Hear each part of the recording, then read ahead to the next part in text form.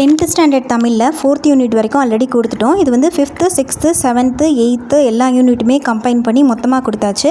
ஏன்னா எக்ஸாமுக்கு இன்னும் கொஞ்ச நாள் தான் இருக்குது. நமக்கு எவ்வளோ ஃபாஸ்ட்டாக முடியுமோ அவ்வளோ ஃபாஸ்ட்டாக வந்து தமிழ் கம்ப்ளீட் பண்ணணும். ஏன்னா சயின்ஸ் எடுத்துக்கிட்டால் வந்து படிக்கிறதுக்கு ரொம்ப டைம் ஆகும். இதுக்கப்புறம் நோட்ஸ் எடுத்து படிக்கிறது இது எல்லாமே உங்களுக்கு ரொம்பவே கஷ்டம். என்ன கவுண்ட் பண்ணி பார்த்தீங்கன்னா கொஞ்ச நாள் தான் இருக்குது. ஏன்னா ரிவைஸ் பண்ணுறதுக்கு வேறு சாலிடாக ஒரு 20 days ஆகுது நம்ம ஒதுக்கணும். மினிமம் 20 to 25 days ஒதுக்கணும். ஸோ வந்து இந்த நோட்ஸை வந்து யூட்டிலைஸ் பண்ணிக்கோங்க. எவ்வளோ ஃபாஸ்ட்டாக முடியுமோ தமிழ் அவ்வளோ ஃபாஸ்ட்டாக முடிங்க. முடித்தது உடனே வந்து நம்ம சயின்ஸை ஸ்டார்ட் பண்ணி அதையும் சீக்கிரம் கம்ப்ளீட் பண்ணிட்டு தான் வந்து நம்ம இங்கிலீஷ் மேத்ஸ்க்கும் போகணும். சைக்காலஜி சைட்லேயே வந்து கவர் பண்ணணும். லாஸ்ட்டாக ஒரு 20 to 25 days இருக்கும்போது நம்ம டெஸ்ட் பேட்சும் வச்சுக்கலாம். அதே டைமில் வந்து நம்ம ரிவைஸும் பண்ணிக்கலாம். அப்போ தான் வந்து டெஸ்ட் பேட்சில் என்ன மிஸ்டேக் பண்ணுறோம், நம்ம எதில் இன்னும் நல்லா படிக்கணும் அப்படின்னு செக் பண்ணி அதில் படிக்க முடியும்.